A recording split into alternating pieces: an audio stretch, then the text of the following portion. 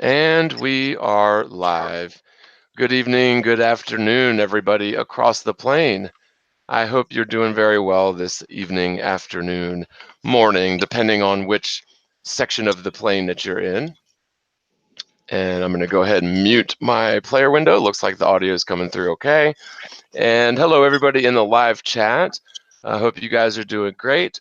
And if you could, in the chat there, let me know if you guys can hear us or hear me well.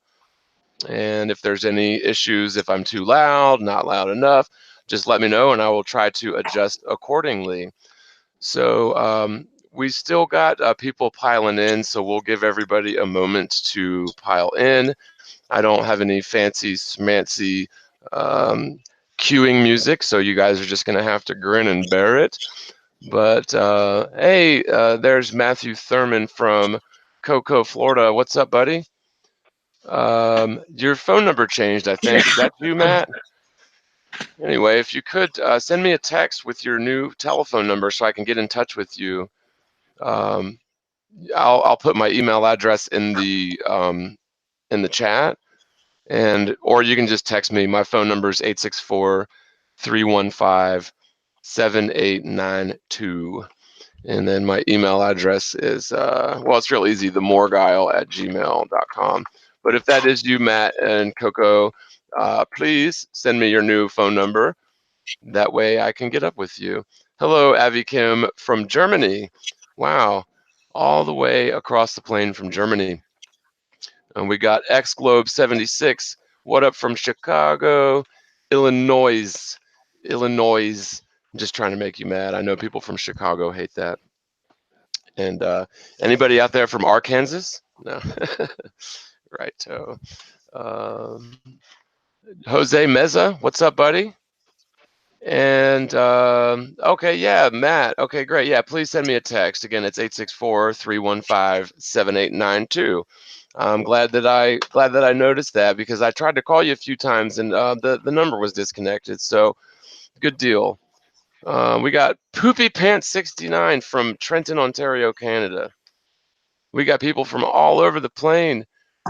Flat Plain, Oregon, from Louisville. Yuck, yuck, yuck. And California here. K May from Connecticut. Thank you, K May. That's very kind of you to say.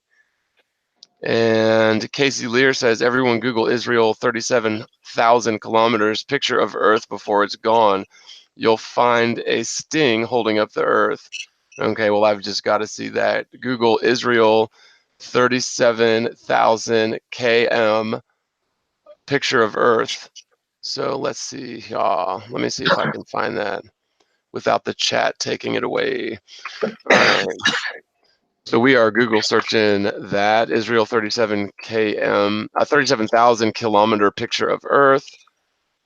It says an Israeli flag 37,000 kilometers from home. Ynet News says the picture taken 37,600 kilometers from Earth shows the Israeli flag and the inscription with M Yisrael High, the people of Israel live in Hebrew. So let's see. Let me see if I can find this picture itself. Okay, I guess I will share my screen real quick, you guys. And I'm going to try to do so without giving away the Hangout URL. And by the way, the last live stream that I did, you guys, I ended it very abruptly because it looked like there was somebody that had sniped into my Hangout. Basically, well, I'm not going to give away how they do it, but saying that they hack in is giving them a little bit too much credit. They basically just get a hold of the Hangout URL. And the last time that happened, the troll, whom I know who it was, but I'm not going to say any names, and I can't prove who it was, but I know who it was.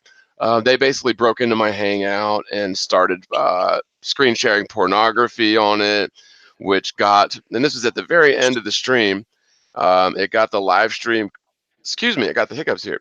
It got the live stream pulled, and then I got a community guideline strike, which prevented me from doing any live streams for 3 months. And so I'm just very careful about if it seems like somebody has gotten their hands on the Hangout URL, then I just end the stream because I can't have I can't have that happen again. I mean, who would ever do that, right? Like, who would ever live stream a 2 hour long live stream, and then at the very end, in the last 5 minutes, start blasting pornography on it? And that's what I told YouTube customer support, using the term loosely. YouTube customer support in air quotes. I told him, I was like, clearly I didn't do this. Somebody took advantage of the Hangouts on Air lack of security and basically scored me a community guideline strike and presented pornography to my subscribers. And like 2 weeks later, YouTube customer support basically told me, yeah, there's nothing they can do, and basically I'm just going to have to eat it. So there you have that. Okay, so anyway, let me try and share my screen here so you guys can see this alleged picture of Earth from space. Oh, this is just really too much. Okay. So sharing my screen here, presenting to everyone. Okay. So here we go. Here's one of the pictures. Looks like the Earth is hanging from a string there, but maybe that's just the quality of the photo. Oh my goodness, that's just too much. So wow, small country, big dreams. Where is that supposed to be from? So let me look at the article here, and then we'll well, actually before, well, actually let me see. Let me see if everybody has popped in here yet. So we've got 58 watching now. We'll give a couple more minutes for everyone to pop in. But yeah, it does look like there's a string right there, doesn't it? Oh my goodness. Okay, so looking at this article from Health and Science, or no, I'm sorry, ynetnews.com, it says Health and Science section. An Israeli flag 37,000 kilometers from home. Israel's Bereshit spacecraft sends its first selfie photograph as it continues its mission to land on the moon on April 11th. Snap shows the flag and a special message from the Jewish state. So isn't it kind of funny how all of these spacefaring nations are suddenly all at once trying to race out to the moon, something that we allegedly did, back in the late 60s, early 70s. Now all of a sudden that is like the hot thing for spacefaring nations to do. So let's wow, there's actually accompanying videos. So maybe we'll get into this in a little while. But before we go any further, I'd like to introduce my guest. We've got Karen on the live stream. And hey, Karen, how's it going? It's going pretty good. Good. So why don't you tell us a little bit about, well, the channel, that you want to promote, and just a little bit about yourself and how you got into Flat Earth, if you don't mind. Sure. Okay. Well, my channel is Flat Earth Matters, and I'm new with it, so there's only a few videos on there, but check it out if you like. And let's see how I became a flat earther. It was about 3 years ago, and had a dear friend make the comment to me, well, that would be if we lived on a spinning ball. And of course, I laughed at her and said, "What are you talking about?" That she told me that we live on a flat plane and we do not live on a spinning ball, and I had already been into other conspiracies for many years. And so this was, even for me, seemed really far-fetched. It's like, yeah, I don't think so. My goal was to show her that she was wrong, that we do live on a spinning ball. But the more research I did, of course, the more I found that she was absolutely correct. Yeah. So, kind of went from there. It did take me several months of research before I could, say out loud that the earth is flat, and say it with confidence, and totally believe it. So it took me, several months before I could do that. But once I recognized it, I was looking at all the science aspects of it. And, I was getting there, but not quite there. But then one day someone said to me that, well, the Bible describes Earth as a flat plane. You can't move it, it's stable and unshakable. And so then I started researching that, and that was kind of my confirmation, Sure. that this is what's going on. This is the truth. So that's how I became a flat earther. And of course, since I have been a flat earther, it is my goal to tell as many people as I can that we do indeed live on a plane, not a spinning ball. So I do a lot of activism, and that's mainly what's on my channel is some, activism that I've done. Let me tell you real quick here. Timothy has just emailed his or text his email to me. Do you want me to Okay. send that to you? And he can join us. Yeah, either send that over to me and I'll shoot him an email, or whatever's easier for you. If you want to forward him the email that I sent you, either way is fine with me. Oh, that's right. Yeah, let me do that. I'll forward that to him. Okay, great. So yeah, and totally understand where you're coming from to where, if somebody told me that they heard about flat Earth and then overnight they totally were a flat earther, I'd probably call BS or think that there's something wrong with them. So that's totally normal. When I first heard about flat Earth, I totally laughed it off. I thought it was the silliest thing I'd ever heard and didn't even look at it for like 6 months or maybe longer than that. Um, and at that point, several months after I had first even heard about flat Earth, I was like, it's like, you mean people actually still think that? Oh my God, what kind of kooks are those? Right? But so Yeah. then a flat Earth video came up in my feed. And actually, I think it was one of Eric Dubé's videos. And he made some good points. He made some points that I thought were a little bit far out, but it got me to thinking. And I was like, well, I'm going to have to debunk this because, all these conspiracy theories, some of them stick, some of them don't. But this one, this flat earth thing, there's no way in hell this is going to stick. And so, that's where I sort of started. And, I looked into it, I watched a bunch of videos, and I think it was probably I always credit Matt Powell and Matt Boylan for really kicking me over the fence with some of the stuff that he posted. And I don't think that anybody has the ability to completely convince another person of the flat Earth. I think the best that we can do is present them with evidence.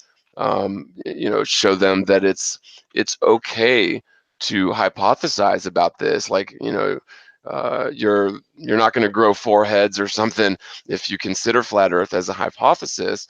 And that's really the best that we can do is just because growing up in planet Earth, it really is as if you think about flat Earth or consider that hypothesis, it's like all of a sudden, you're a social outcast, you're a scientific pariah, you're stupid, you're crazy, you're all this and that and the other. When in fact, it's okay to think about this. To completely refuse to consider a hypothesis is the opposite of science. Hey, Karen, now I did a YouTube search for Flat Earth Matters channel, and I see a couple of them. Is your avatar like an AE projection or just an Yeah, F? it's the first one there.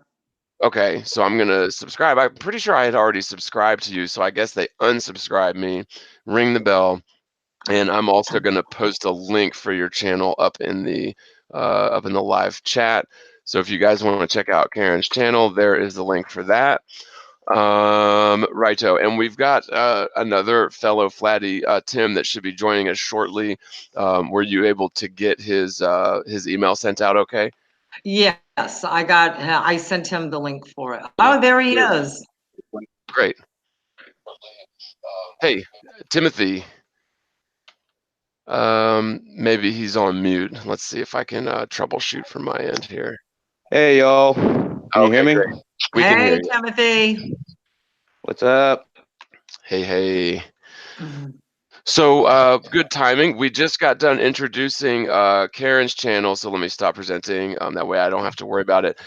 Tim, since we got you here, do you want to tell everybody a little bit about you, where they can find your videos on your channel, and how you got into Flat Earth before we get started? Oh yeah, well I don't know if you were in the middle of talking about something else. I'll let you No, finish. no, Oh, you're okay. fine. Good timing. Yeah, I'm O Timothy on just type in the letter O Timothy TIMOTHY and then exclamation point. That's my channel on YouTube. Christian centered flat smacking and well just flat smacking in general and yeah what what else? Mhm. Gotcha. And How did you become a flat earther? Oh yeah, okay. Um, well, my best friend, we were in a band together. His older brother, Christian, who is Hangnail on YouTube. That's who. oh yeah. Yeah. He his younger brother was my friend, and my friend goes, "Oh, do you know my brother thinks the Earth's flat?" And obviously, I laughed hysterically and thought it was the most ridiculous thing ever. And and then one night, a couple of nights, couple of days later, I was all night in mind. You know what? And I was scared at first because I was like, you know what? I guarantee you, if I look into this seriously, I'm not gonna like what I find. And Mhm. but no, I looked into it. History of Flat Earth by Eric Dubay was my first video, Mhm. and then Matt Powerland too, like you were saying. And Mark Sargent. Mark Sargent didn't really. It was just kind of like because there was really no solid scientific evidence in flat Earth clues. Mhm. So I wasn't really sold on that. But when I started going down into Eric's videos is when I had that kind of holy crap moment. And Yeah. Hey, Tim, I think that, and maybe I'm wrong, but I think that your camera is going, but it's not like on. So can you try muting your camera? There you go. Perfect. yeah, okay, You got it. Awesome. But yeah, I kind of felt the same way. And I enjoyed Mark Sargent's Flat Earth Clues, but I can't say that it scored any points for me in terms of, pushing me further towards uh, understanding flat Earth. Although it was well presented, and he did have some good some good pieces of evidence in there. So yeah, I can right. totally relate to that. Yeah. Right, like the thought experiment that he brings up the thought experiment that if you're an animal in a zoo or a cage and you test the Hmm. boundaries of your known world. Hmm. So I thought that whole analogy that was one of the things that really got me like thinking and looking into it deeper and everything. So Yeah, absolutely. Well, and me, what kind of rubbed me the wrong way, and I guess you could say still kind of does, is the whole idea of a Truman Show enclosed dome. Because to me, I think one of the biggest motives for this great deception, if you will, is to create the illusion of scarcity. And so, let's just say, for argument's sake, that there's a way more land out there than what we're aware of. And I think that there's a very good chance that that's the case. Now, we don't know for sure, but let's just say, for argument's sake, that is indeed what's going on. Um, the powers which ought not be love to manipulate futures markets for one thing, and this is just one thing.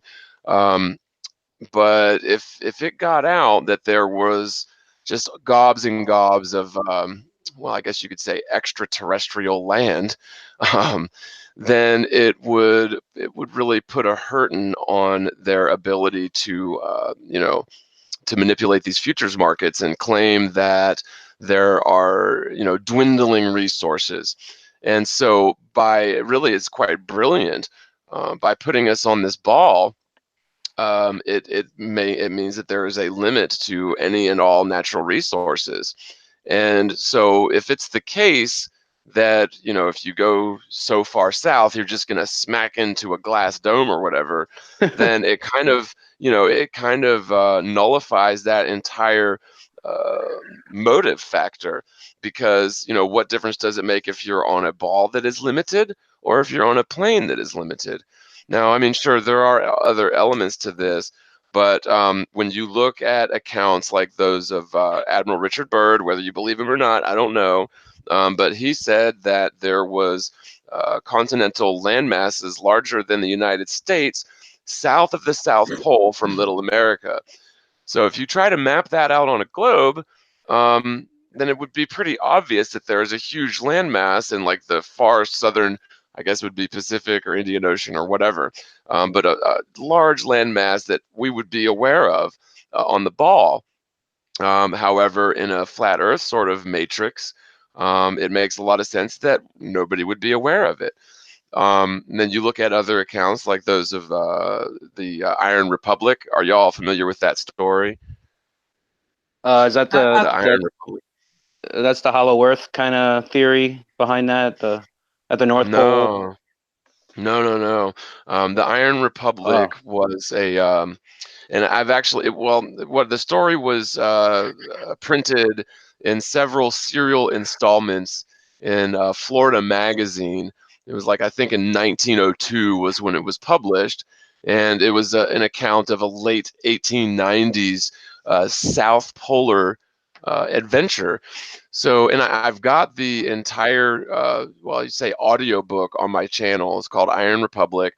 But the gist of it was this guy who was in politics and was fairly wealthy basically took his savings and dipped out. And he wanted to go into the North Pole, but the captain of his ship convinced him to go to the South. And basically, what they did was they went to the far south and they sort of stumbled upon a pass in the ice wall. And that I pass remember took this them. now. Do you? Okay. Yeah. So that pass took them to basically a civilization that was an offshoot from the early colonization efforts of people going from Europe to the Americas.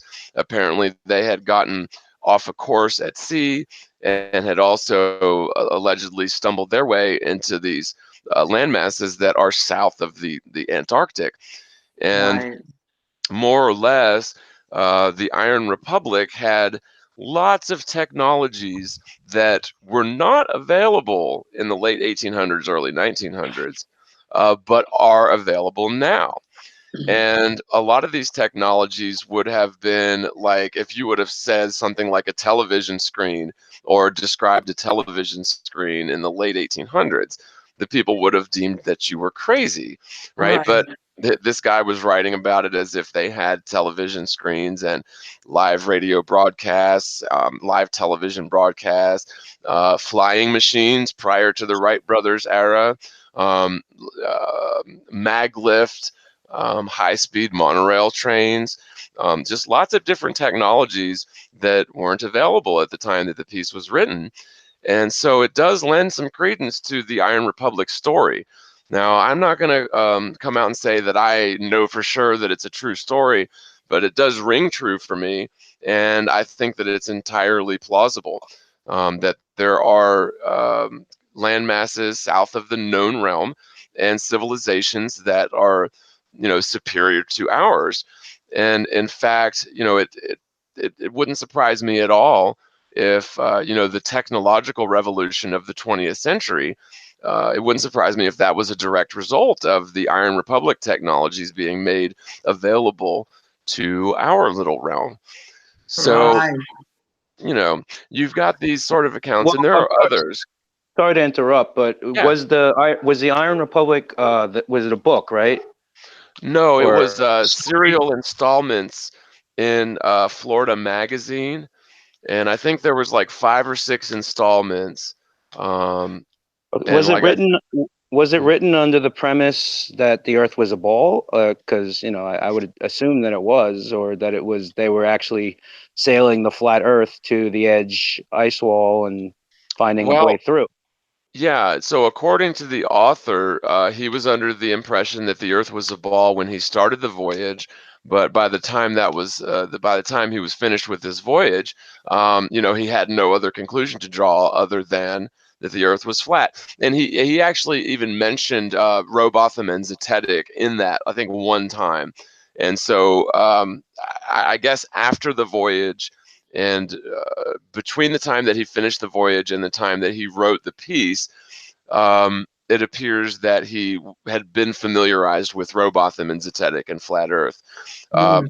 But yeah, it's definitely in the context of flat Earth. And so, bringing this back full circle, it appears to me that there's one hell of a motive in terms of, corporate profits to keep people believing that the Earth is a ball, because, you can't really manipulate oil's futures or, coal futures if there is unlimited coal and oil. And so, if you look at what Admiral Richard Byrd said after his excursion down there to Antarctica, he believed that after his surveying of the area, there would be just loads and loads of corporate, government, and civilian activity down there, just because of all of the natural resources. He expected Antarctica to become a very busy place. And what happened is we got the exact opposite of that. We got the Antarctic Treaty, which essentially prevents corporations, governments, and civilians from doing anything down there except for peaceful scientific research. And so it doesn't make a lot of sense where, we've had energy crises, oil crises, we've destroyed, I think, 3/4 of the rainforest. We're fracking in our own backyards, poisoning our waters, spilling oil in the oceans. I mean, you can go on and on and on and on. And yet a lot of these problems could be solved, or preemptively could have been solved, by simply harvesting or extracting the resources from the Antarctic. And so, in that context, it doesn't make a lot of sense to me that, that they would make up the flat Earth theory. I'm sorry, they would make up the globe Earth theory just to hide the Earth's flatness. Because if the Earth is finite and flat, I don't see that as too very different as the Earth being finite and a sphere. Right. Although, if there is much more land out there, or perhaps even an infinite amount of more land out there, which is a leap, granted, then it just fits very nicely into this theory that we've been snowed, we've been hoodooed, and for more than just one reason, right? There's more than one motivating factor. Hey, Tim. I found your YouTube channel, Oh Timothy. I'm going to, I think I did. I was going to say I'll share a link, but I think I already did. I'll put it up again. But so, okay. So good introduction. Did you guys have anything you wanted to respond to that as far as the Iron Republic stuff, or the Truman Show Dome, or any of that? Any comments on that?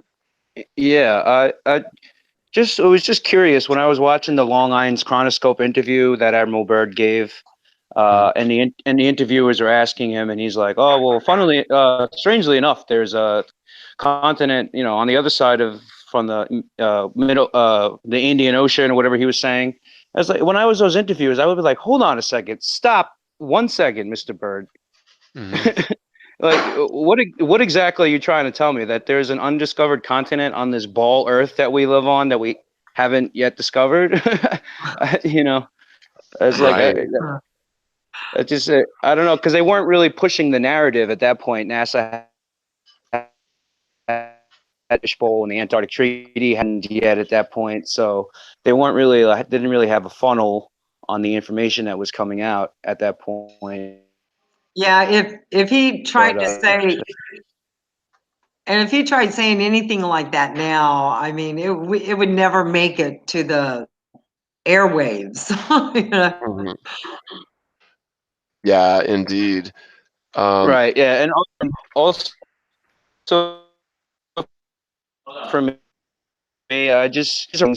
but for me personally, I look at the Bible as like my foundational source of truth, and I weigh all other evidence or truths to that or against that ever since I become a flat earther, because I wasn't a biblical believer, Bible thumper, or anything like that before I came to flat earth. I was I was born Catholic, then rebelled against that, and then I was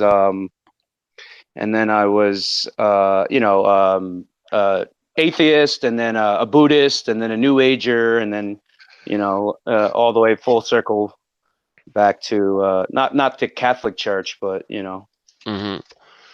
Yeah, well, you were definitely out there seeking, and you eventually found the truth. And isn't it funny that all of the it's not just one or two, it's not just Christianity, but really all of the ancient religions and ancient cultures had a flat Earth cosmology. And I'm under the belief that when we saw things like, when the Americas were being colonized, the powers, I guess you could say the Roman or European powers, basically swooped in and destroyed, let's just say, the Mayan culture, to the point to where that we destroyed their written language, their spoken language, their culture was basically destroyed, to where we're still left with many, many mysteries, unanswered questions. And it seems to me that they did that intentionally because, I believe that there were prehistoric civilizations that were very advanced, very highly advanced, and they wanted to put a cap on that. They wanted to control the world, and in order to do so, they had to, sort of put a cap on these ancient cultures' knowledge and wisdom about cosmology and the Earth, and to the point to where now, we have school system which makes fun of you if you even consider the Earth to be flat and stationary. So, Yeah, that's their MO. and it's all about the control. That's why people weren't allowed to read. They couldn't have books. Imagine the knowledge we'd have now if they never had book burnings. Right. Yeah. So we got a message here. I'm just reading through the chat. Nicholas Brown says, "Yeah, Bird was a Mason, so I don't trust him." And you can take that stance. They're basically all the astronauts are Freemasons, and I'm convinced that at least the astronauts are lying. But in the 30s and 40s, when Richard Byrd, Admiral Byrd, was doing his thing, basically anybody who was anybody was a Freemason. Um, Right, right, if you wanted to get ahead in the military or in whatever it is that you contracting or whatever, fill in the blank, you were going to be a Freemason. So the dudes that we read about in history typically are Freemasons, and it's a shame, but I don't think that we can necessarily distrust someone, especially from those eras, because they were a Freemason. Now, I get it though. I mean, when somebody swears an oath of secrecy and loyalty above everything else to a secret brotherhood, then by default you cannot trust them. But what so was Byrd put up there to mislead people about this extra land or about his surveying of the far south? I don't know. I don't think so, because if that was the case, I don't think he would have gone out there saying what he did. I mean, maybe I'm wrong, but I don't know. And I would also say real quick that most Freemasons in the lower degrees, like the first 3 degrees, the Blue Lodgers, that I don't think that they're in on any sort of nefarious secret plans. I right, if you read like the works of Albert Pike, who was a big time Freemason, prolific writer of Freemasonry, he makes, under no uncertain terms, he makes it clear that the lower level brothers of Freemasonry are misled about the tenets of Freemasonry, although they are under the impression that they have a good understanding of the same tenets. And so they're misleading even their own neophytes, if you will. right, right. So Yeah, yeah. I'll be in traffic, and I'll just see somebody with a Freemason bumper sticker on the back of their car, and I just go, "You Satan worshiping bastards!" And I have to stop. I have to stop myself and realize, oh, hold on. It's like I probably just, in that for the community, and everyone is in, they're everywhere in every town, city, or whatever. So, yeah, it's just it's funny when you're driving down the street and you see somebody with a Freemason logo on their car, and Yeah, no, I do the same thing. I mean, we are pretty quick to judge, but at the same time, I think a lot of people are taken in by Freemasonry because you know, it does sort of guarantee you success in lots of different realms. So there's a lot of contractors, and you know, whether it's actual brick masons or electrical contractors or HVAC or whatever, a lot of those guys, the boss guys, are Freemasons because that's how you get your contracts. You know, Right, you've right. got a leg up on everybody else if you're meeting with the clients in the lodge wearing your silly aprons and doing your weirdo rituals. You know, you work out your contracts there, and you know, there's no competition. And so, you know, I kind of understand that from sort of a capitalist or greedy sort of point of view. But at the same time, you know, I just don't think that we can necessarily say that all of these Freemasons are evil and nefarious and in on these plans or whatever, just because they're Freemasons. But yeah. Yeah, like I've said this a while ago, but I'm saying that they're most definitely trying to control both the good and the evil, because that's how their philosophy, that's how their religion is, you know, with good, dark and light, and good and evil. So my guess is that there obviously are good Freemasons out there, Bible believing Freemasons or whatever, that, you know, well, for whatever, you know, in the lower degrees at least. And then you know, so yeah, it wouldn't surprise me if they, you know, if they have both sides completely, you know, infiltrated as far as you know, good people go. So Yeah. yeah. Yeah. So we got a chat from Jason Larass. He says, "We laugh at you when you ignore the only model that can accurately reflect reality, explain / predict solar orbits / solstices / equinoxes, eclipses, down planets, how weight changes with altitude."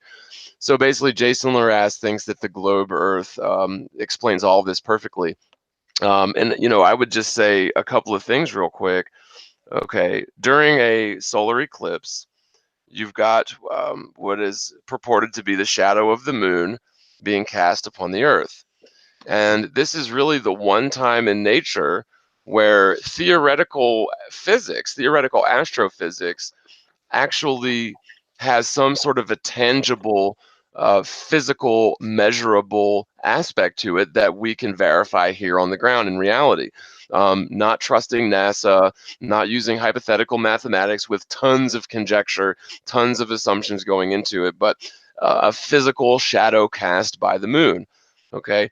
Now, typically, the shadow cast by the moon during total solar eclipses is about, say, 75 miles in diameter. Okay. Now it's claimed by the ball earthers that the moon is, what is it, 1,000 mile radius, 2,000 mile diameter, I believe, whatever. It's sort of irrelevant. But so you're telling me that it makes a lot of sense that a 1,000 mile radius object can cast a shadow that is 75 miles in diameter.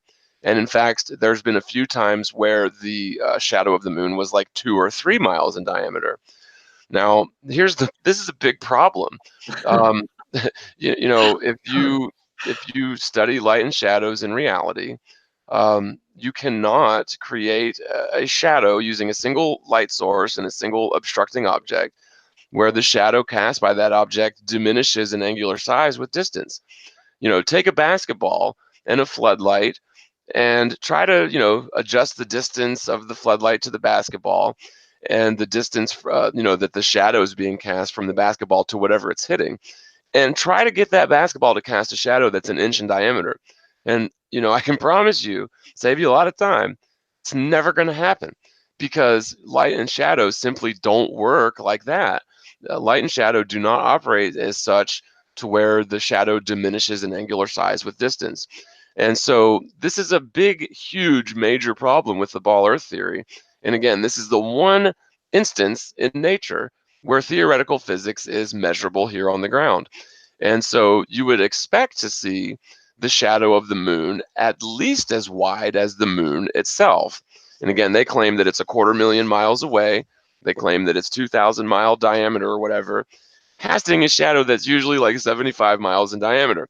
Now, in order to get this to work, they claim that the sunlight is coming in at a convergent angle, then diverging in space. I guess I better pull up a diagram so it's much easier to show than it is to try and explain. We'll see a diagram of Well, Total solar eclipse. just to clear up the baller's argument, they do claim that there is an umbra and a penumbra, and we're measuring the penumbra, which is 70 miles wide. They're claiming that there's this magical umbra that exists that casts a far weaker shadow, that is the one that's actually the diameter of the moon or slightly larger. But Right. I don't think they've ever measured or observed this umbra.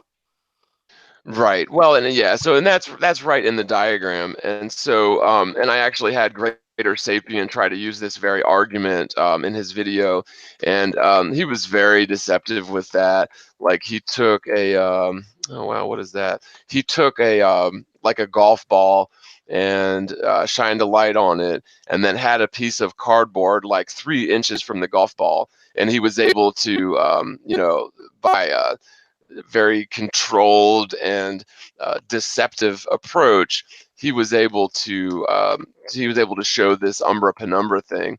But the thing is, if you were to take like the piece of cardboard that he was using to cast the shadow upon and start moving that away from the obstruction, you would find that that umbra, the pinpointer portion of the shadow, would indeed increase in angular size with distance, not decrease. And so this is what they say is going on with the solar eclipse. They say that the sunlight is converging on itself, then diverging on itself to create this bizarre and peculiar shadow that cannot be demonstrated in reality. The problem is this flies in the face and completely contradicts Eratosthenes' method of estimating the circumference of the Earth. Because in order for Eratosthenes' method to work, you have to have the sunlight coming in at perfectly or nearly perfectly parallel angles. And so, which one is it? Is the sunlight coming in divergent or convergent, then divergent to create this peculiar pinpointer shadow of the moon, or is the sunlight coming in? And let's see, I'll get a diagram for Eratosthenes here. Is the sunlight coming in at parallel angles to one another so that you can get this, triangulation or trigonometry data that Eratosthenes used to estimate the circumference of the Earth. And so this is just one example of how the ball Earth theory falls apart under scrutiny, and yet people will still claim that the ball Earth theory explains everything perfectly. Um, and here's the diagram for Eratosthenes' method. You have if you're using the ball Earth theory and the sun is infinitely distant, the sun rays have to be essentially perfectly parallel in order for this to work. And that means perfectly parallel at the point that they're hitting the Earth and the moon. Now, if that were the case, then you just don't have this situation going on. I mean, you can't have both. So observable reality and the globe Earth theory are at an impasse here. And I'd love to see what Jason Larras has to say about that, because, and I guess I can stop sharing now, because at this point, there's either one of two ways that you can deal with this. You can either concede and say, hey, that's a valid point. There is a contradiction here. There's a problem here with the ball Earth theory. That's one way to go. Or you can ignore it and say, oh, you're a stupid flat earther. The ball Earth explains everything, and plug your ears, close your eyes, and hum la la la la la. But that isn't science either. So Yeah, they have a backpedaling answer for everything, an ad hoc, slap together, quickly explanation, just like the whole gravity, the density gradient or whatever, the pressure gradient is the reason that the atmosphere doesn't go flying off into the vacuum of space. So they have an excuse and an answer for everything. that So doesn't it's solve the problem at all, though. Not at right, all. It's right. like it's just kicking the can down the road further. But at the end of the day, you have to have, in order to contain gas pressure, you have to have a container. And just to say the magic word gravity and density gradient doesn't solve it at all. But yeah, so we got another comment from Flat Earth Dogma. He says, Morgile, do the math for a flat Earth and show us that it does work. Well, flat Earth doesn't rely on math. Yeah, how about you show us the math for the globe and prove that it does work with as far as sight, line of sight, and distance? That's Well, all and I could. the thing is with math, you can use math to prove that 2 + 2 = 5. If there's a way to do it, I'm not going to purport to know how to do it, but there's lots that you can do with math. I can add up $50,000 and $75,000 and say that's $125,000. Does that mean that I have $125,000 in my account? No, it's hypothetical. It's placeholders, and it's math describes reality. But observably, the flat Earth stands on its own without the need for theoretical or mental gymnastics. Flat Earth stands on its own with observations that the Earth doesn't have curvature, and it is also very much not in motion. You know, if the Earth were in motion as they claim, spinning around an axis, orbiting around curved linear paths in 4 or 5 different directions at once, there would be physical evidence to support that. Flat Earth dogma says I'm making excuses. No, I'm not making excuses. Um, I just showed you how Eratosthenes' method of estimating the circumference of the ball Earth, well, first, it requires the assumption that the Earth is a ball in the first place. It requires the assumption that the sun is, well, practically infinitely distant. And those two assumptions, there's no evidence for it. Um, on the other Right, just hand, just mhm, like they assume the radius for refraction yeah, right. Well, and so as far as presuppositions. as far as the flat Earth goes, you can also assume a flat Earth and assume a local sun and take the same data, these same sun angle data, the elevation angle of the sun, and you can extrapolate that out on a flat Earth, and it works in either scenario. Okay, and yes, you also have this other big glaring issue with refraction, as you mentioned. So it was assumed up until the 1600s that light always travels in straight lines. And it wasn't until the 1600s where refraction was acknowledged by science that we now know that light absolutely does not travel in perfectly straight lines, especially when it's going through density gradients and varying temperatures and varying types of media. And so I just don't understand why someone would say, instead of making an argument for the globe Earth, they say, I'm making excuses. Um, Flat Earth Dogma continues to say, Morgile, if the Earth is flat, why do I see a sun orbit that is perpendicular to the Earth's surface from my location in Thailand? Shouldn't I see the sun orbiting parallel above the Earth's surface? Well, again, that's assuming that you know what the sun is and what's going on in the heavens. Um, our vision, our view of the sun is very much a subjective thing. So if you're on the top of a mountain on a clear day, you're going to observe the sun. Let's say you're in the desert on the top of a mountain on a clear, cool day. You're going to observe the sun differently than if you're at the bottom of a valley during a muggy day in the tropics, right? And so you're going to have a subjective instance of the apparent sun. And basically, we all have a subjective dome, or like a semi sphere hemisphere of atmosphere that follows us around everywhere we go. I think I've got even a diagram for that, so bear with me 1 second. I'll share my screen again. Um, but to say that observations of the sun somehow prove the Earth is a ball or disprove the flat Earth, to me is just absolutely ridiculous. If you want the dimensions of a pool table, you want to measure the pool table. You don't want to take the pool balls and start measuring the dimensions of the pool balls in order to glean the dimensions of the pool table. And that's essentially what you're doing when you're looking at the sun, making observations of the sun, and saying, well, the sun's doing this and the sun's doing that. And so the Earth can't be flat. I mean, that's exactly the same thing. And if you don't like the analogy, I'm sorry. That's exactly the same thing as measuring pool balls, finding that they are spherical, and therefore taking that as evidence that the pool table itself is a sphere. Um, Yeah, let's it's like see. the same thing as saying the sun is million degrees hot, so therefore we must be a million degrees hot. Very similar. Yeah, exactly. So, but this is like a nice little diagram I came up with a while back, um, to show what I mean, like with the parent sun. On a flat Earth, or even on a ball Earth, if you try to triangulate on the sun using just elevation and azimuth data, you're going to get numbers that are kooky, because light does not travel in perfectly straight lines, especially not when you're dealing with the sun, which is definitely above our atmosphere plane.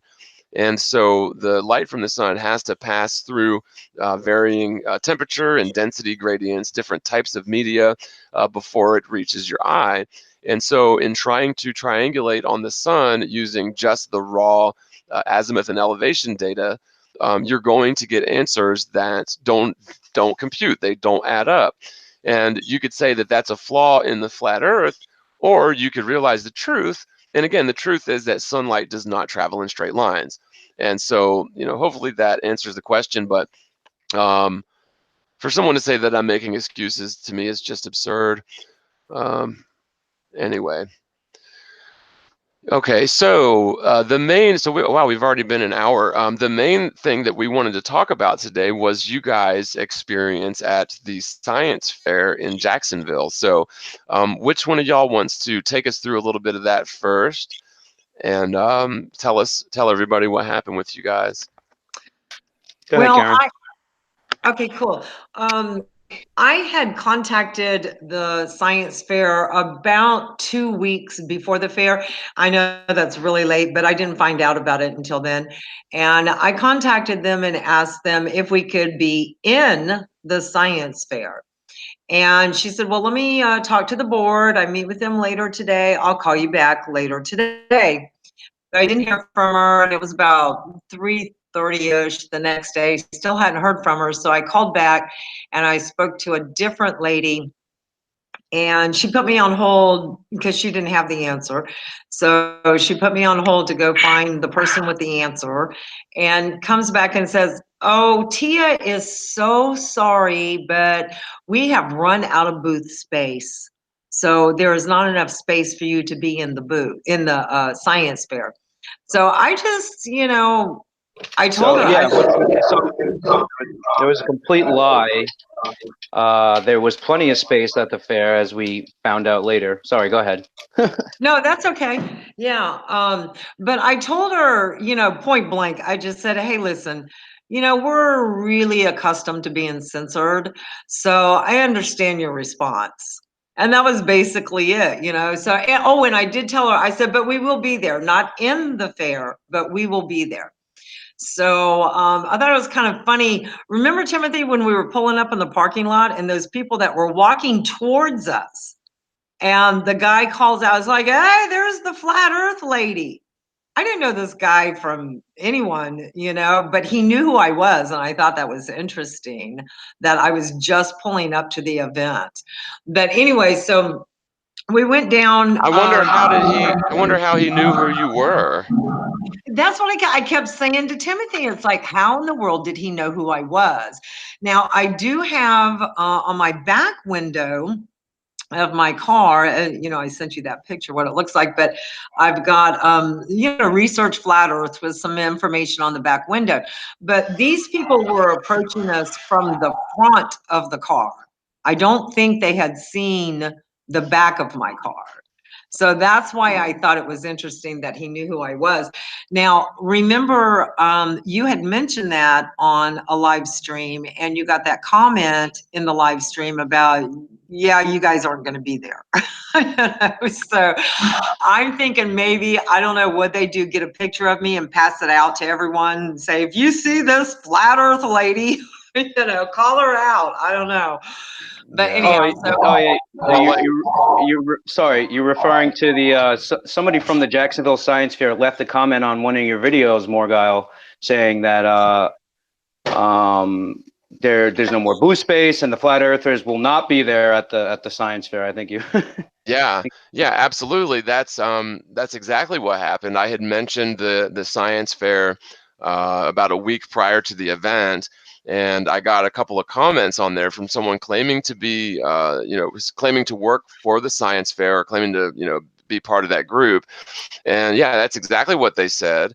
And so I think that they were on high alert at that point because they were expecting you at that point. So maybe I should have kept a lid on it, but who thinks about people wanting to stifle your voice at a science fair? I mean, I guess we do have to think about that sort of thing, but yeah, I think that's exactly what happened. So they were probably expecting you.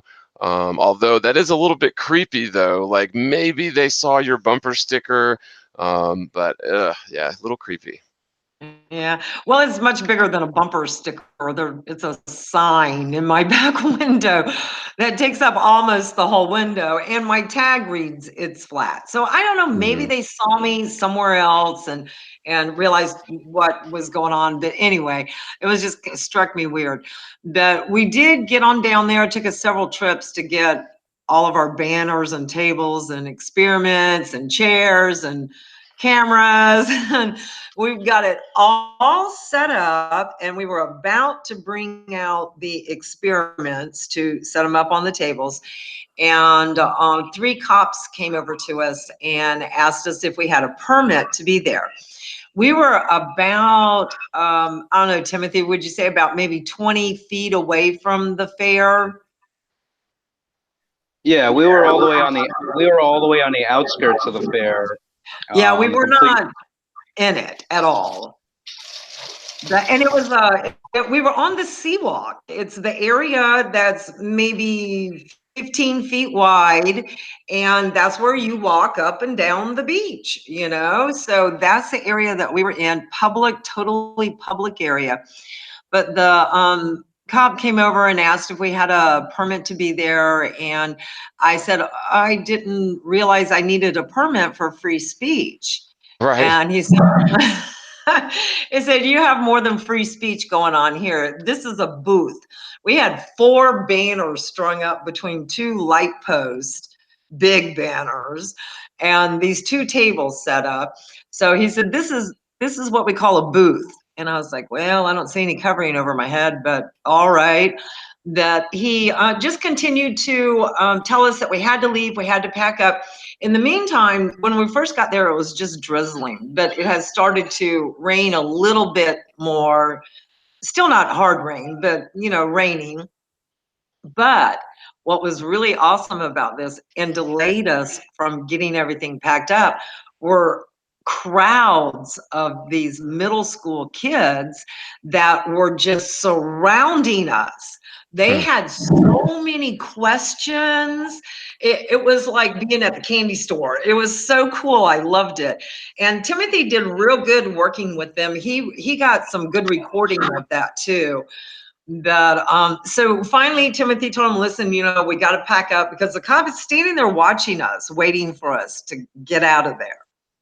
Okay, so now hang on. When did the cops enter the scene? I guess we must have skipped a bit because so when did you first have a run-in with the police?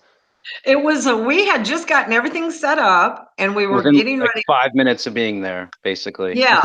Yeah, it was like maybe 15 minutes. It was maybe about, because we did get everything set up and we're pulling the experiments out to set up on the table.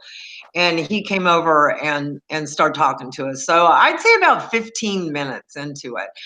So he told me I needed to get a permit, and then he started asking me for my driver's license, and I wouldn't give it to him. He had no reason for that. Right. Yeah, absolutely not.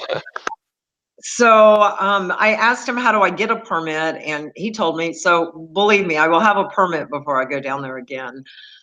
But we started packing up and made a few trips back to this car with the big stuff. He did tell me that I could hold my one sign that is smaller, much smaller than the other signs. That's on like a 6-foot pole.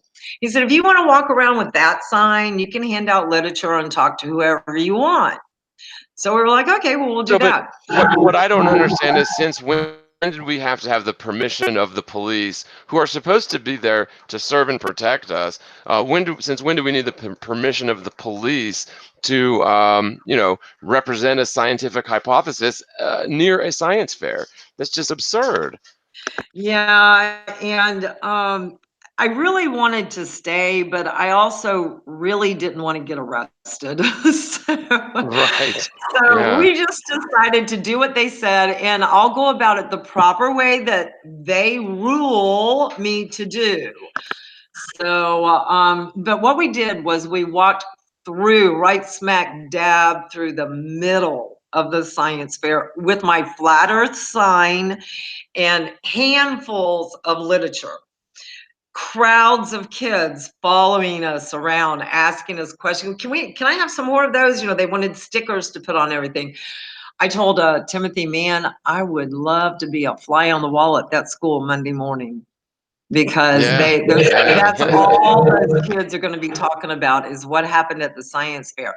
But during the walkthrough, when the kids were asking us questions, the principal of the school came up to us and told us that she had had enough of us, that we were harassing her children, and she wanted us off the property immediately, and calls out to the cops that were, I don't know, about not very far from us, yelling distance. She yelled out to the cops to come and get us. So they walked Oh over my and we were, goodness. That is just crazy. and I told her, I said, harassing. I said, I'm not harassing. I have not approached one person here. Everyone we are talking to came to us. You're Yeah. filling these kids with lies, and I'm not going to stand for that. And here's the kicker. The school is a Christian school. Oh my goodness. Yeah. So the cops escorted us out, and we kind of roamed the outskirts of it for a little bit. We walked down on the beach, and there was University of North Florida was having a volleyball tournament. We kind of walked through that and talked to a couple people here and there with that. But that's what happened at the science fair. We left there and went down to our primo spot in Five Points, Mhm. and got several of our banners up and spent, I don't know, what, about 2 hours, Timothy? Yeah, yeah. And if anyone wants to check out the science fair videos, they're on my channel. There's a three-part series, 3 videos, so you can check out what the cops were doing with us and everything we did Yeah, after that. you got the cops on there. I made sure, I was like, Timothy, are you filming this? And I've barely just breezed through those, but what I was going to do, if it's cool with you guys, is download them and then maybe put something together, like compile a video with some of the highlights of that stuff. If that's cool. Yeah, I'm cool with that. Yeah, absolutely. Go ahead. Cool, because coming from a Christian school especially, but any school, I thought the purpose of education was to explore, well, especially science education, was to explore hypothesis. And by simply refusing to consider hypothesis is, well, it's the opposite of science, but it's also potentially very dangerous. Just forget about flat Earth for a second. I love the analogy of piloted flight. Prior to 1900, the scientific consensus was that piloted flight was impossible, never going to happen. If people were intended to fly, God would have given us wings, and all of this, that, and the other. In fact, at some point in history, not too long ago, prior to the automobile, it was believed that if people went like 50 miles an hour or something like that, that your skin would start ripping off your bones. um, and so what if, and let's just take the piloted flight one as an example. What if, let's say, the Wright brothers totally went along with the scientific consensus of the day and just didn't look into building a flying machine? Well, Right. maybe somebody would have stumbled on it later on, but maybe not. Maybe we'd still be without the ability to fly. I mean, what a different world this would be. Right. But the point is, Scientific progress, or progress in general, technological progress, can only occur if new avenues of thought are explored. And, if you attach stigma to whatever the topic is, and ridicule and outcast and shame people who are exploring these alternative areas of thought, then you're basically preventing technological advancement. And so, what is it going to hurt to consider the Earth as a stationary plane? What is it going to hurt to consider that the Earth might not be a spinning ball? If in worst case scenario, it's wrong, and so you are that much more sure about the ball Earth theory. And on the other end of that spectrum, you might just realize that the Earth isn't a spinning ball. It's the truth. And, it could be anything in between. But to say that it is harassment or evil or anti-science is ridiculous. I mean, it is literally the opposite of science to refuse to consider the hypothesis. I mean, but they don't see it that way. Yeah, In and that my, oh, sorry, sorry, Timothy, go ahead. just real quick. That's why activism is so important. I can't really stress it enough that you never know who's going to be out there that you could reach with this truth, and it could change their whole life. It could change you could change the destiny of the world. If you get, like, let's say there's a Tesla out there, or an Einstein, or not Einstein, but you know what I mean. But somebody that we could touch or reach with this truth, it could change their whole life, and really make a huge difference.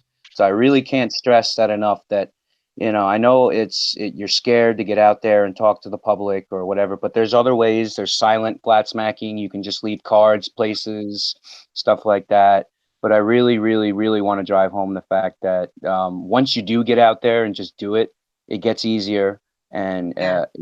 and it emboldens you to keep going, to do it even more.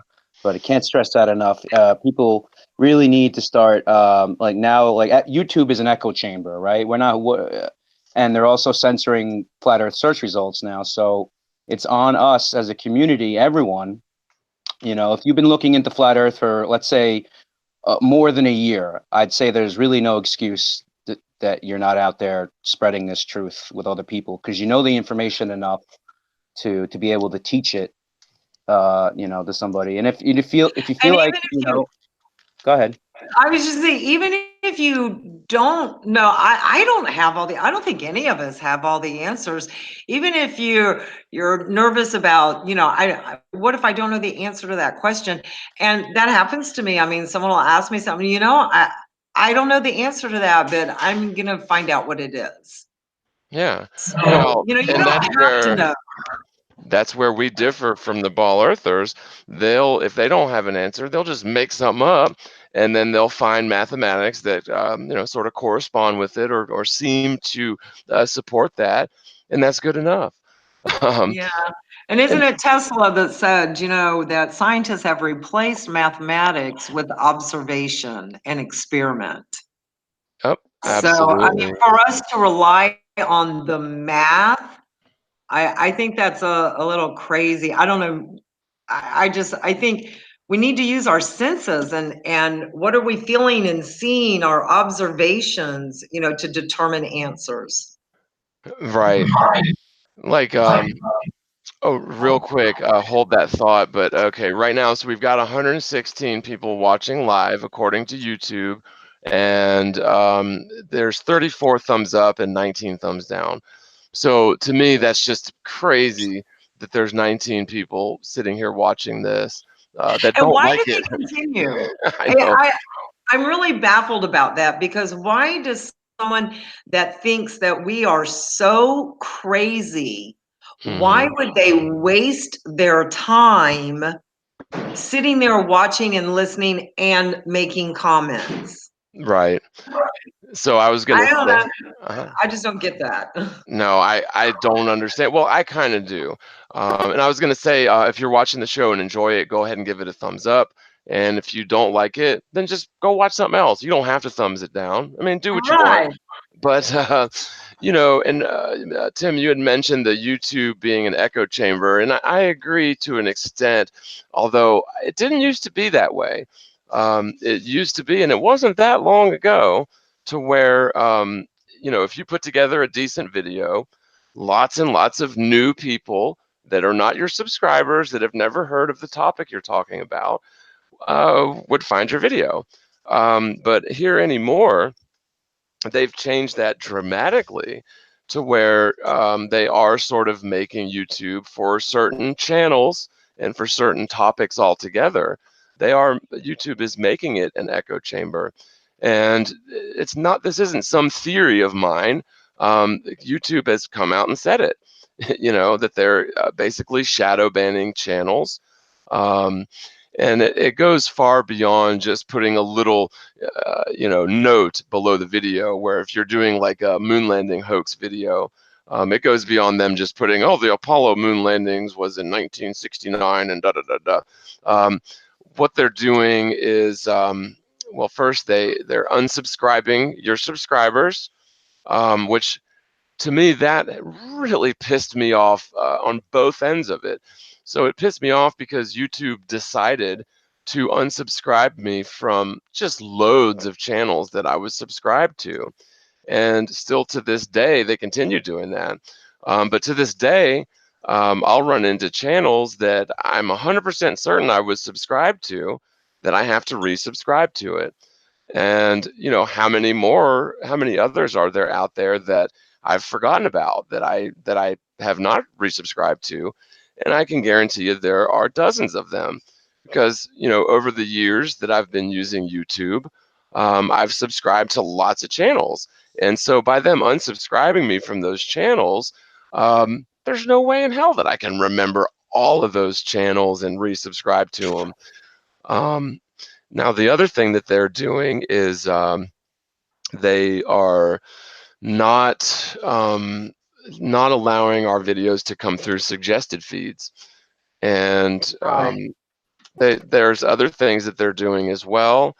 But you know, it used to be if I would put out a video and I put some time into it, and I thought it was, you know, if it was a well done video, there was a chance that it would get thousands of views in the first day, tens of thousands of views in the first week, and you know, maybe 100,000 views in a month or two. That just doesn't happen anymore. And mind you, that was during a time when I had nowhere near as many subscribers. And you know, I think that over time I've gotten better with my video creating process. So I believe that perhaps the quality of the content is at least the same, if not better. And yet, you know, it's become very difficult to even get videos that I produce out in front of my subscribers, let alone to new people. And so in that sense, yeah, you do have a bit of an echo chamber. Um, and you know, what do they think this is going to accomplish? I think in the long run, it's going all to migrate over to some other sort of platform. But anyway, I sort of hijacked the whole conversation. But so yeah, in that period, we 1 thumbs up and 20 thumbs down. So that looks a lot, guys, for that. And so do we continue on with the science fair and the your second run in with the police, or no, the threat? So the one, go ahead. I won't tell it.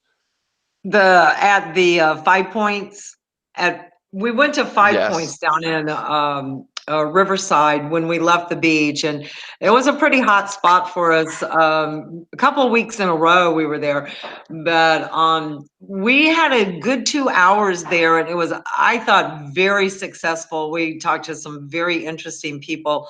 I got 3 females that were in the Navy, all of them on a submarine, one of them a captain. And that was a very interesting conversation with them.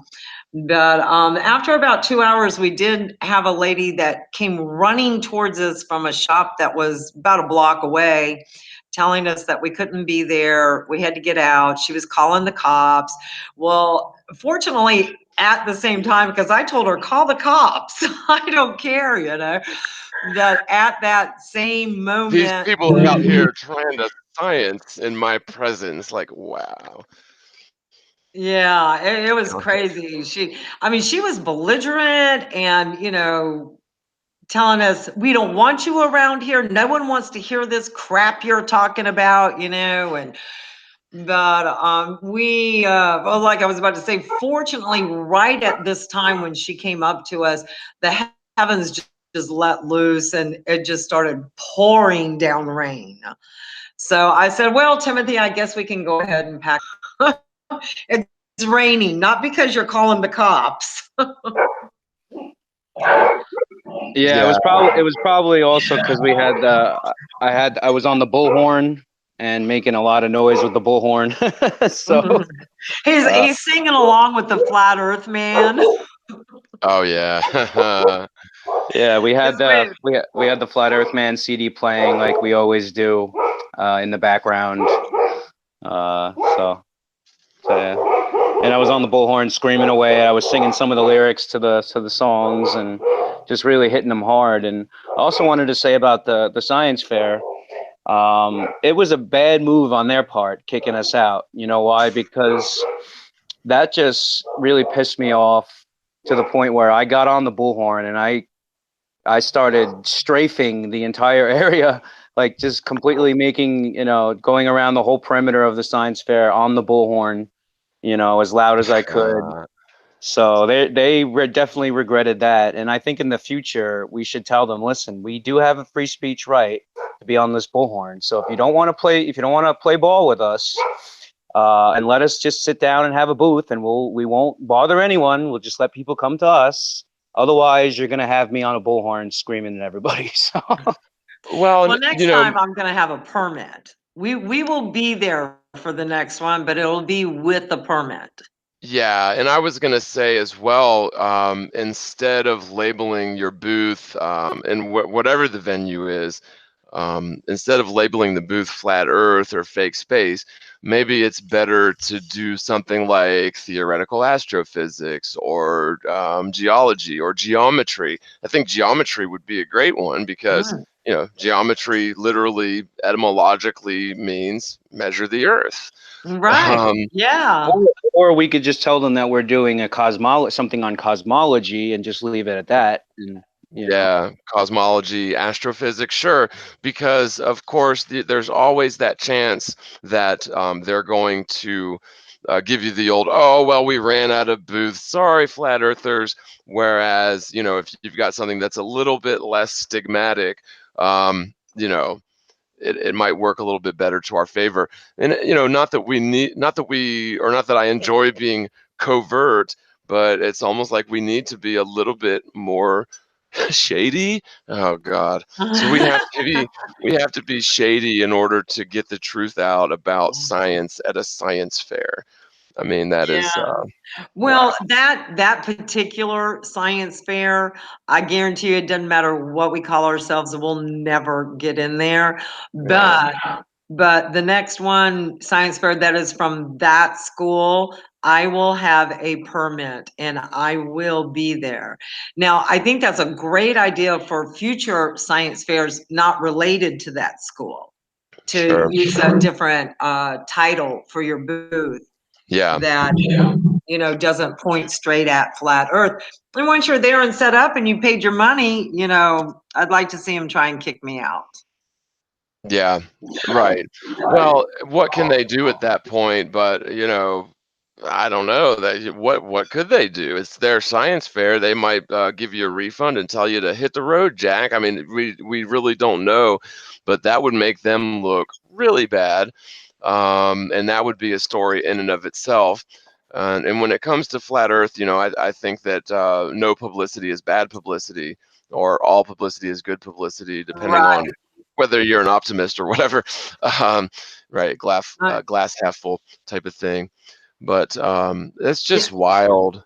Go ahead.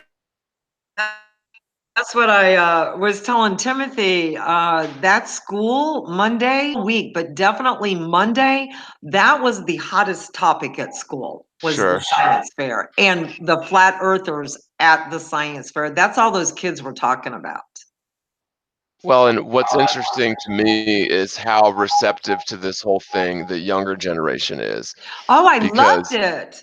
I mhm, absolutely loved it. I just kept thinking, yes, yes, they have inquiring minds. They want to know. And when Timothy was talking to them, I mean, they were so focused on him and what he was saying. The only issue with kids that I observed was that they all talk over each other. mhm. And they don't give, the person asking the question, they don't give them the consideration and respect to let that question be answered before they're, popping off, question 2, 3, 4, 5, and 6. And Well, the first one hasn't been answered. just so you know, that sort of thing's not just with kids either. We see that sort of thing all the time with grown adults, especially when it comes to this topic of conversation, the whole flat Earth thing. Yeah, and I mean, I have had it with adults, but not like this. This was just insane. They were all talking at one time, and all of them wanted their answer now. Yeah. Well, also we ran into a couple of adults too, and I was, after they kicked us out, I was walking through screaming, "Research flat Earth! Government documents admit flat Earth! YouTube search it." And we remember we also ran into that astronomer too, Karen. You Oh, remember? yes. And I was asking him about. I'm like, "Excuse me, sir, are you familiar with the inverse square law in regards to light propagation?" And he's like, "Oh, yes, I have. I'm actually looking into that." And I was like, so I started, I was, probing him a little bit after that. And all of a sudden, he just looks up at me and he screams, "The Earth's not flat." And I was like, "All right, do Wow. you mind if I go back to my car and grab some more proof?" And he's just like, "Just leave me alone." So this So, was, but so yeah, he understood. Sorry to interrupt, but he understood then that the light from these stars that are allegedly, 2.5 quadrillion miles away. I think that's what they say Polaris is however many light years is 2.5 quadrillion miles. The light from that star just physically should not be reaching our eye based on this law of physics, right? Yeah. He recognized that, but said the Earth's not flat. Yeah. Well, that's the thing that we always you can expect 99.999% of the time, especially with adults, that's the thing, to run into that sort of cognitive dissonance to where the proof will be right there in front of their face. They will get this sort of defeated, glazed over look, and then revert to ridiculing and going against the idea of a flat Earth. And I honestly, I've seen it so much these last few years. But I think really that's the first step towards awakening to the truth, because you have to sort of break that pattern of programming. Yeah, and it's like an ego thing. It's like, Yeah. how dare you tell me that, I have gone to school all these years, I have this education even into college, and you're going to tell me that everything I learned is wrong. And I just simply say, yes, that's what I'm telling you. Well, and here, not only their college, but their whole life's work too. Like if they're an astronomer like that guy was, he's probably spent the last Right. 20, 40 years in astronomy. And who can blame him, right? Like he's trying to lift this like 150-pound like huge apparatus into the back of his truck. I don't know what it was for. Massive. That was a massive telescope. Right. hmm. So what's he gonna do? Drop the telescope on the ground and be like, "Oh, you're right. My whole life's been a lie. Let me just." Well, and Right, right. here's the thing, especially when you're dealing with someone like that who has their entire life invested into infinite space theory. The bottom line with flat Earth, I think one of the biggest things about flat Earth is the fact or the realization that infinite space doesn't exist. And so, like, the one of the biggest or the most common things that globe earthers try to do with flat Earth is they try to cram flat Earth claims or pieces of evidence or flat Earth tenets. They try to cram that into infinite space. And the thing is, like I said, infinite space doesn't actually exist. And so it's going to be very difficult to, you're never going to convince someone like that in a single conversation that infinite space doesn't exist. I mean, they can see it with their telescope. NASA has probes out in the far reaches of the Milky Way galaxy, or maybe at least far reaches of the solar system. I'm not sure how far they claim to take their lie mobiles, but that's the thing. Flat Earth and infinite space are mutually exclusive. What we see with our telescopes are above our heads. There is an objective up and an objective down in reality. It's not just relative to where you happen to be on the ball, where that ball happens to be in its orbit, where that orbit happens to be in its orbit around the galaxy, and where that happens to be in its orbit through the universe. I mean, there is no absolute frame of reference in the globe Earth theory. Everything is relative. The world and everything on it are essentially insignificant in the grand scheme of things. The universe is very cold and calculating, and it is just by some random chance that we even exist to have this conversation. I mean, really, the entire Western paradigm, the entire capitalist paradigm, is founded upon this exact sort of framework.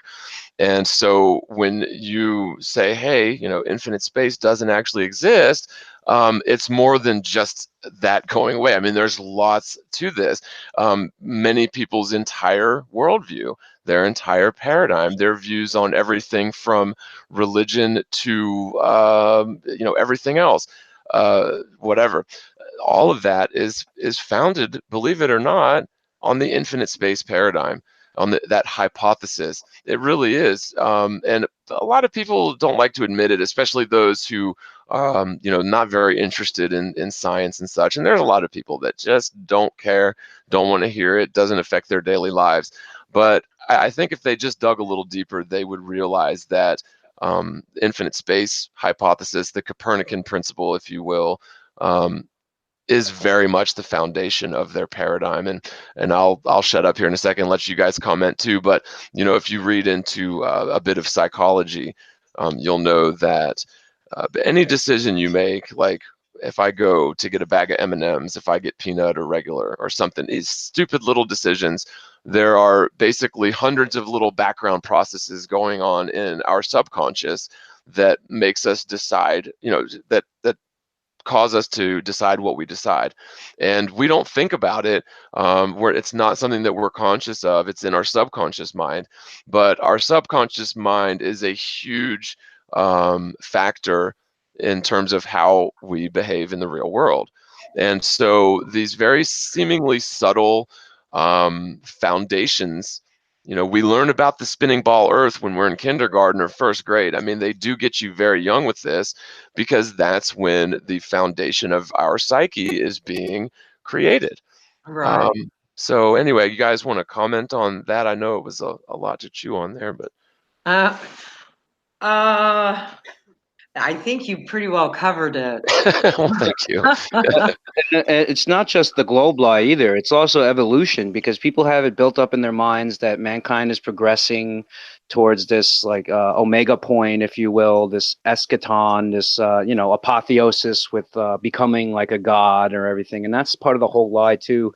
Is the reason why people can't swallow the globe Earth is because they think that, oh, you flat earthers are just hindering mankind's progress by putting us back 1,000 years with all your theories, right? So it's Well, it's and the that's, evolution is the big part of the problem as well. yeah, and that's another ego thing. If, people could just humble themselves and recognize that, and someone researching flat Earth, I mean, I talked to I'll talk to someone, the girl at the grocery store, and I'm talking to her and I give her some information. And then next week I go to the grocery store and I'll say, you know, well, did you look into that? Oh yeah, I looked into it. Yeah, it's not true. I'm sure it's not true. Yep. And I said, well, you know, you can't, this isn't something you can look at, watch a couple of videos and decide. You Right. have to really look deep into it Well, and search yourself, you know, search deep inside yourself and, you know, put that ego aside and be humble and, you know, look at this, because if you will open your mind to it and just continue researching, you'll get to the point that you know it's the truth. I mean, we all used to believe we lived on a spinning ball. All flat earthers used to believe we lived on a spinning ball. do you That want we to came know? to. I'm sorry. Do you want to know what really works for me in those sort of situations? Let me What's that? finish what you were saying, and then I'll tell you. Yeah, well, I mean, Okay. that was really just it. I just feel like it's so much part of the ego, the cognitive dissonance of not even wanting to discuss it. You know, it's like, I'm not going to talk to you about this because you are stupid and this idea is stupid. And that is such an egotistical thing.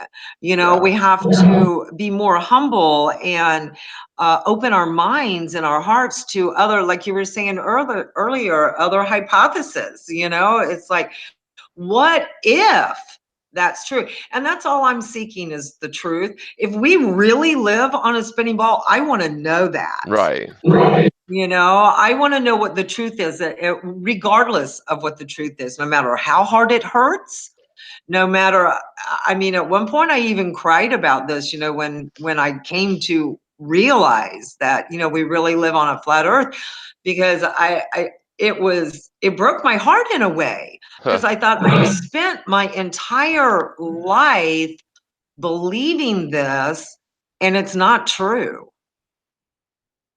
So, you know, Yeah. it just came to that point of being humble and accepting that, hey, I was wrong. And it's not the fault of all these teachers that taught me, because they were raised, they were indoctrinated just like I was, just like all of us were. So it's not, I don't think that teachers out there are thinking, oh, ho, ho, ho, I'm going to teach these lies to the kid. Right. It's not like that. It's like they think that they are teaching us the right thing. Absolutely. Yeah, we were all subjected to the very same indoctrination growing up.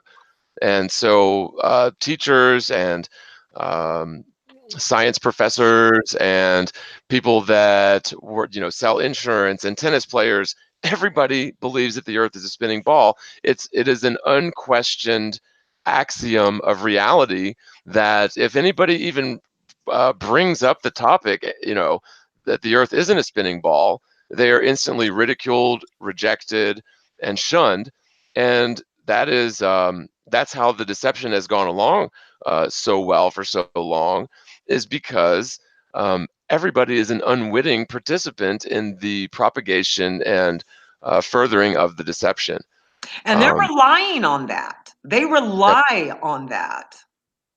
yep, absolutely. And so you mentioned the woman at the grocery store.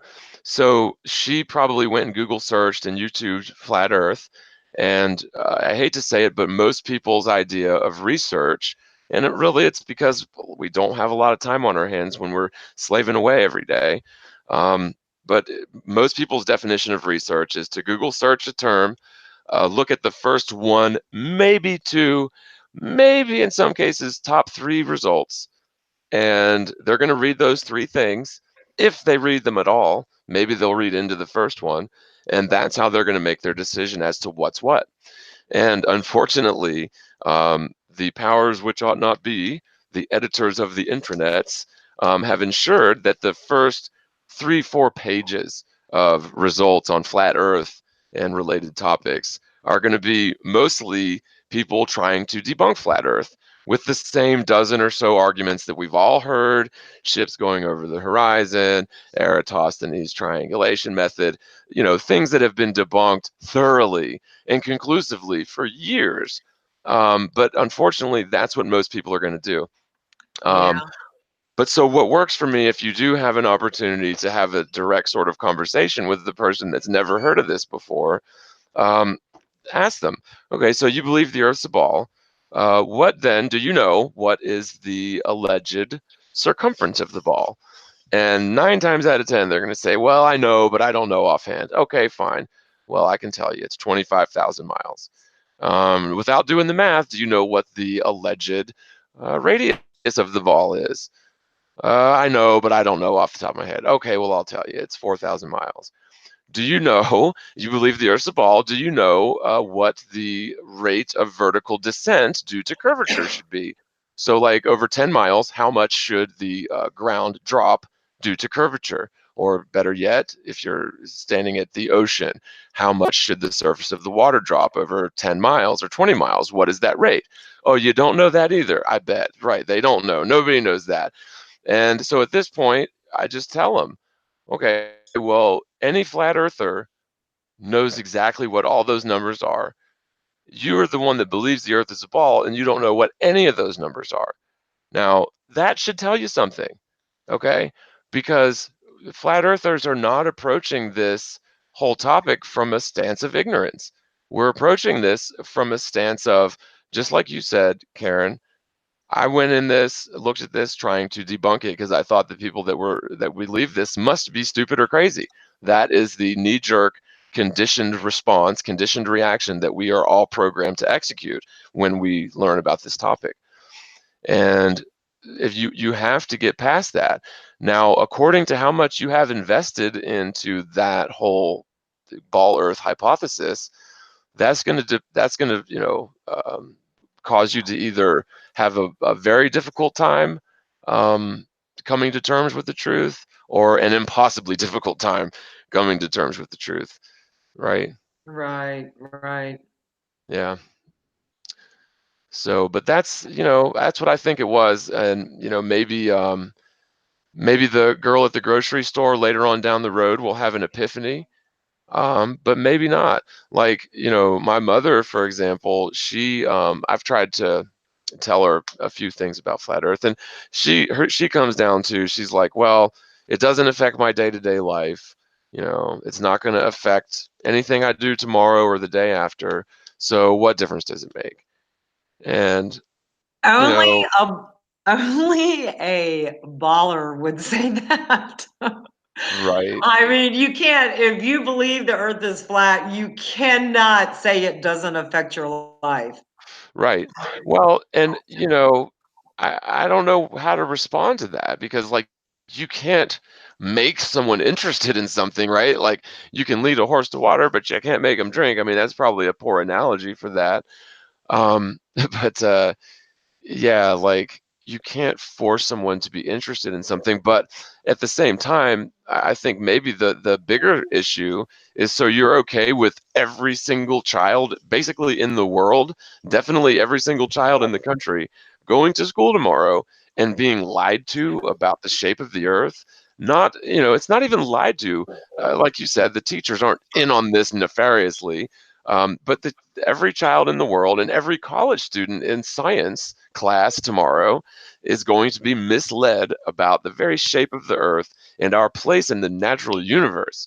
Um, to me, that's a big deal, because That is if, a big deal. It if is. if everybody in the world is completely confounded about their understanding about the very ground that they walk upon, that these are the future leaders of the world. Don't you Right. think that they should have some foundational understanding of our existence? I mean, come on. It Yeah. Yeah, is, to me, it's and I crazy. yeah, and I always say, if they can lie to you about who created you, who we are, and why we're here, then they got you by the balls. Right. And they can, and if they can remove God from the equation, they can also set themselves up, the government, the elite, the state, as the ultimate authority in everyone's life. So it's a big reason, Yeah. why they would lie and why it matters. Yeah. And of course, money. I mean, what would NASA do without our $52 million a day? Well, money is definitely a thing, although, you got to understand. They print the money. Yeah, Well, yeah. the powers that ought not be, they are owners of the Federal Reserve. And the Federal Reserve, well, it's not federal, they don't hold any reserves, and it's not a bank. So Right. its name is a triple lie. But they literally create wealth or perceived wealth out of thin air, loan it to the government at interest.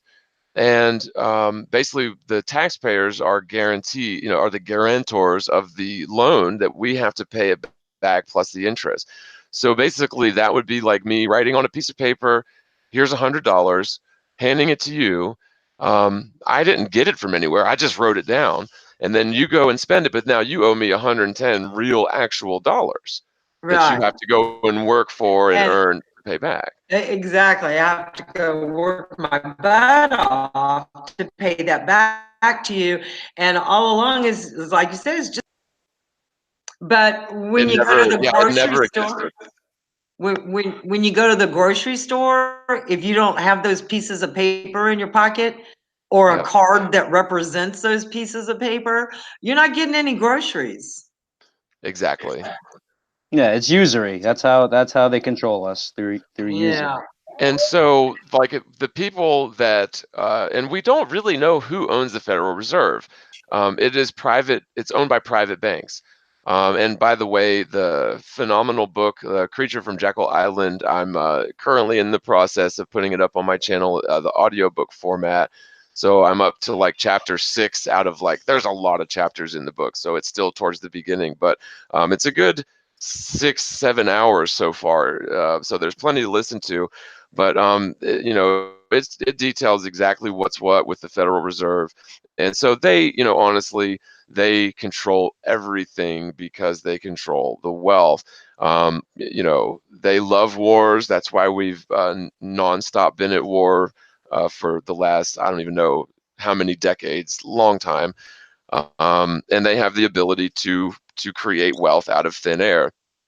And so NASA's $50 million a day, yes, that's a lot of money, and it could be better spent elsewhere. But it's really, all that is for plausible deniability. It's that they spend that money for cover. So they do have these big contracts with, I don't know, Boeing or whatever these contractors are. They are paying out real money to pay real engineers to create real satellites and real spacecraft that may or may not go on a rocket. And let's just say they go on the rocket and then get launched out to sea. There are no satellites in space actually, but they are spending that money to create the necessary cover for their Right. existence. They have Right. to they have to have real stuff on paper. But if you look into NASA, like for one example, they claim to have I think 1,600 new inventions on average every year. But if and that's their 1600? claim. Did you? Yeah, new inventions every year. Oh my But gosh. if you go and look up NASA's patents, the ones that you can find, there's not that many of them. But Right. okay, so maybe you're looking in the wrong place. But the ones that you find, the patents are created by people who are not astronauts. So they're being created. These inventions are being invented here on the ground in a lab, not in space. And so sure, they may have some. There may be some practical, functional purposes for NASA, but the majority of that 20 billion a year, 50 million a day budget. It just goes to them creating their necessary cover and keeping everybody happy with space and the future prospects of space, even though that they're just launching rockets into the sea. Right. Yeah, yeah. It all goes. NASA's budget all goes to making freeze dried astronaut ice cream. Freeze dried, yeah. Well, they invented Teflon and Tang, right? There's a couple Yeah. things that they There you go. Yeah. did. Yeah, if you go to Kennedy Those Space, are those are really good things. Yeah, sorry, if you go to Kennedy Space Center, like just as a tourist or whatever, that's all they do is they sell you astronaut freeze dried ice cream. So that's Hmm. And Tang. right. that's all they're good for. Oh my Oh goodness. gosh. And Yeah. cartoon I did pictures. want to say, I'm sorry. Go ahead. No, go ahead. I was just gonna say, I did want to say, remember Timothy, we had that one lady at the beach that walked up to us and gave us a high five. She's like, I'm a flat earther. Uh, So it's always really awesome when you run into someone that, you know, does already know this truth.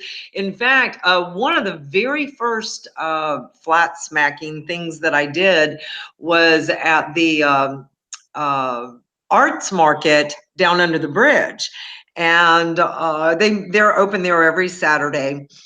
And it's pretty cool. You know, you can get vegetables and buy, there's crafty things and all that. But anyhow, I was standing out front the entrance and handing out my little brochures. And this elderly man that, I mean, he had to be hitting 90, if not more. And he's using a cane. He's using a cane to walk. And, you know, he's got his little ball cap on. And he walked up to me and he kind of tugged on my arm and leaned into me. And he said, I just want to tell you that I am so proud of you to be out here aw, doing this. And I mean, I had to stand back and look at him. I was like, really?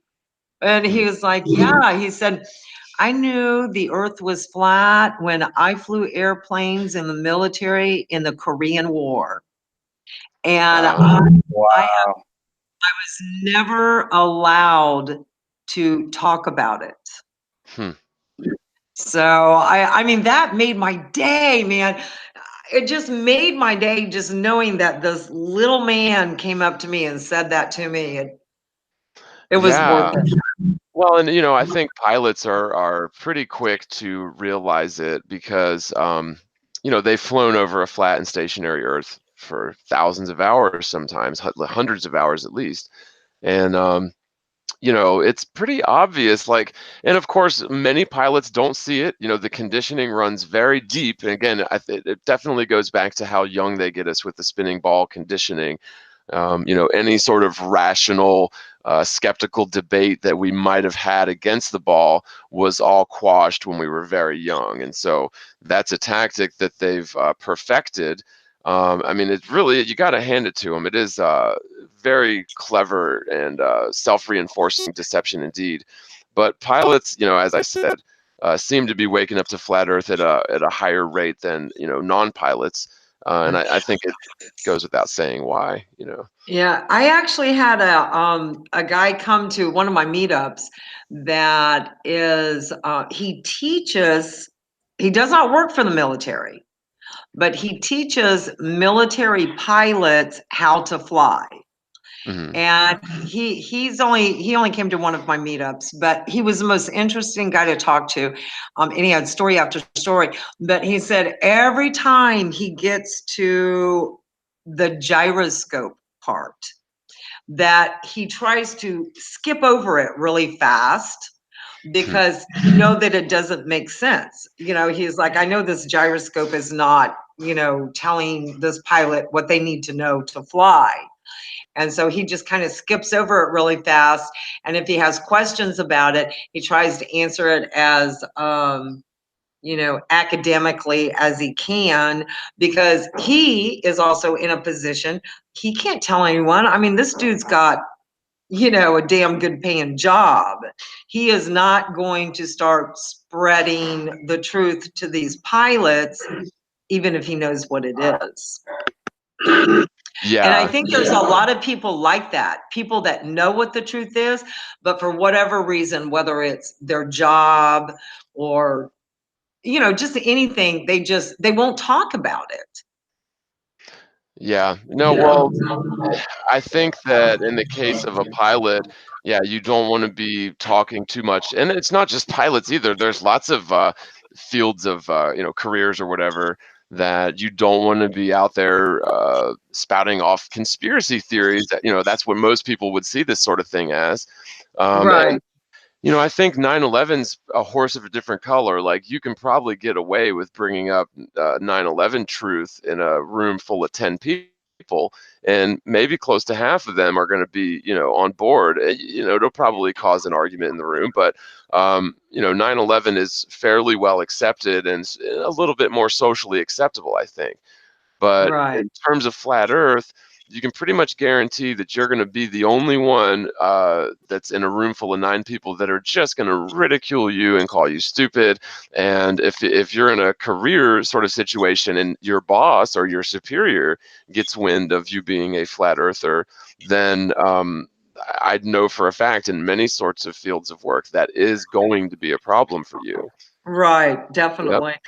I mean, it's a problem in your workplace if you talk about chemtrails. Yep. Yeah, so I mean, don't even mention flat Earth Exactly. Yeah. or fluoride in the water. Well, and that's a huge one where, people will often say, so you're telling me that scientists are bought and paid for? Come on, science is supposed to be, objective and unbiased and unemotional. So, just that's a case in point where a group of highly esteemed dentists of all things got together and said that it might whiten your teeth a bit if you drink fluoride, which is a Right. developmental neurotoxin, and was known to be at the time for a payoff.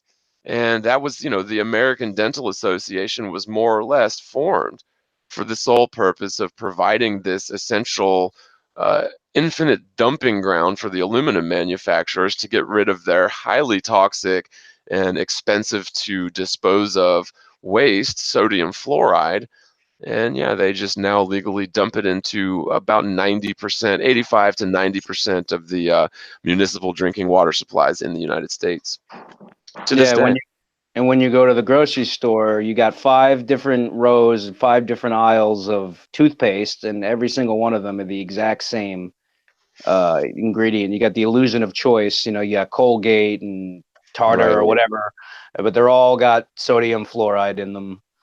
So, yeah. Yeah. Well, and I try to use natural things like hydrogen peroxide, maybe baking soda once in a while. I also use sodium chlorite. Um, well, it'd be MMS. I'm sorry, chlorine dioxide. What am I saying? MMS.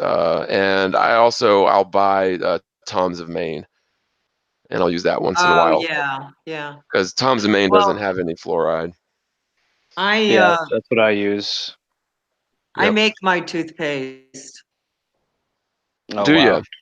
Yeah, so I use baking soda, coconut oil, and Mm. diatomaceous earth. Coconut oil, huh? Well, coconut oil is very good for your mouth. Well, it's good Huh. for a million things, but it because it's so fatty, when you're Right. swishing it in your mouth, all the bacteria in your mouth is absorbed in the fat of the coconut oil. Hmm. And then the baking soda, that does help with whitening, but also the diatomaceous earth that will also whiten your teeth and kill bacteria. And then I Okay. rinse with some colloidal silver. Yeah, I've never used colloidal silver, but I've heard really good things about it. Yeah, it's awesome. I make my own. Yeah, so what you like have the electric like the 2 diodes or whatever in there. Right. Well, the two silver probes or Yeah. sticks, whatever you want to call them, Yeah. and you use um oh gosh, the distilled, thank you. I couldn't think of it. Mm. Use distilled water to make it. But I just went, I YouTubed how to make the mechanics of, being able to alligator clip the silver probes in the water. And Mm. then you brew it for 6 hours and you have colloidal silver. It's awesome. Yeah, I think I may try that because I've heard really great things about it. Um, I don't know if you've ever used MMS, have you? No, I haven't. Well, it's chlorine dioxide. You can use it topically or like drink it internally. But it's anti-inflammatory, antiviral, antibacterial, antiparasitic, antifungal. Basically like I guess you could say a panacea. I'm not a medical health professional, and I'm not intending to offer any medical advice, but the anecdotal experiences I've had with it have been really fun, folks. But I guess what we'll do is go around one time, and if you guys want to tell everyone again where they can find your stuff and let us know what you got coming up, and we'll wrap this one up.